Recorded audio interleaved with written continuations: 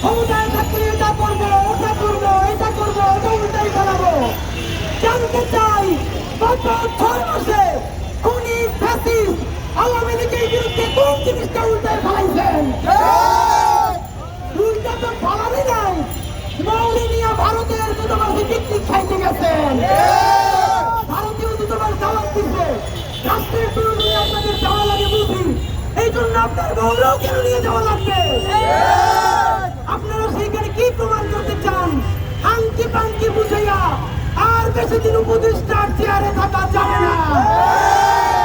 স্বরাষ্ট্র উপদেষ্টাকে এবং আমাদের ছাত্র উপদেষ্টা আসিফ মাহমুদকে সাংবাদিকরা জিজ্ঞাসা করলেন, বিচার বহির্ভূত হত্যাকাণ্ডের ব্যাপারে কিছু বলেন। না বললে মুখে ক্ষীর বাইরে বসে থাকবেন, চুপ করে থাকবেন, নইলে বলবেন হোমওয়ার্ক করে আসি তারপর বলবো। আওয়ামী লীগের মতো চাউল মার্কা কথাবার্তা কে শিখাই দিচ্ছে? আপনি সাংবাদিকদেরকে বলতেছেন বিচার বহির্ভূত হত্যাকাণ্ড কি, জিনিসটা আগে জানতে হবে।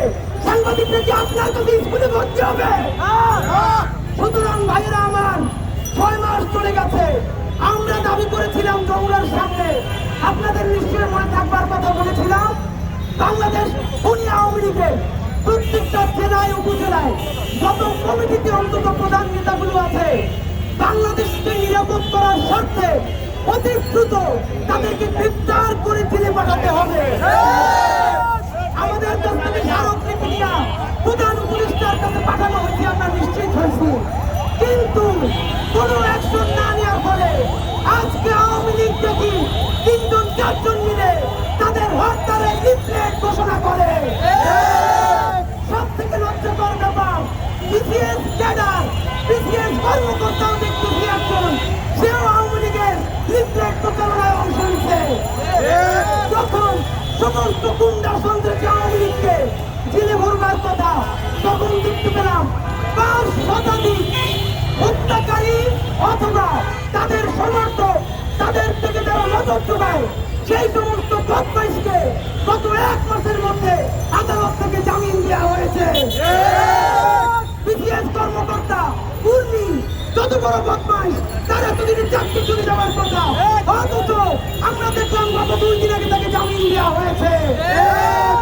এতদিন আমাদের দায় ছিল হাতে পায়ে ধরে সরকার টিকে রাখার, এখন গতকালকে দেখলেন নেভির মতো জায়গায় আর্মি 626 জনকে বিদেশে পাঠিয়ে দিচ্ছে, বিমান বাহিনী খুনি হাসিনারে বিমান দিয়া দিল্লিতে পাঠিয়ে দিচ্ছে।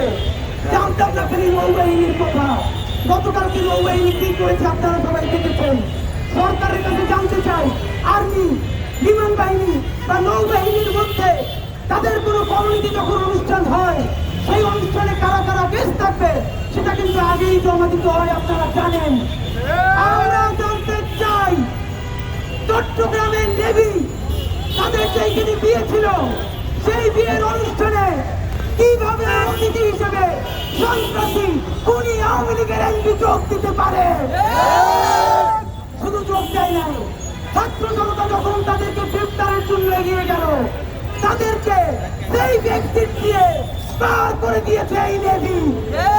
আপনাদেরকে জানাই, এই নেভির মূলত হইল বঙ্গোপসাগরে প্রত্যেক দিন ভারতীয় নৌবাহিনীর মাই খেয়া চট্টগ্রামে ফিরে আসে, আর ফিরে আসা কালকে মাইক ভান্ডারি এবং অন্যান্য বদমাইশগুলোকে তারা শুধু সেই ব্যক্তিটি দেয় নাই, আমাদের যে ছাত্র জনতা গ্রেফতারের জন্য ভিতরে ঢুকেছিল তাদেরকে তারা মেরে রক্তাক্ত করেছে।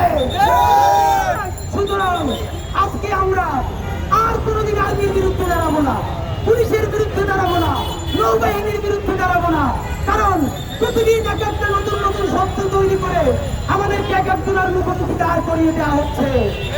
আমরা একটা কমন এনিমি ঠিক করেছি।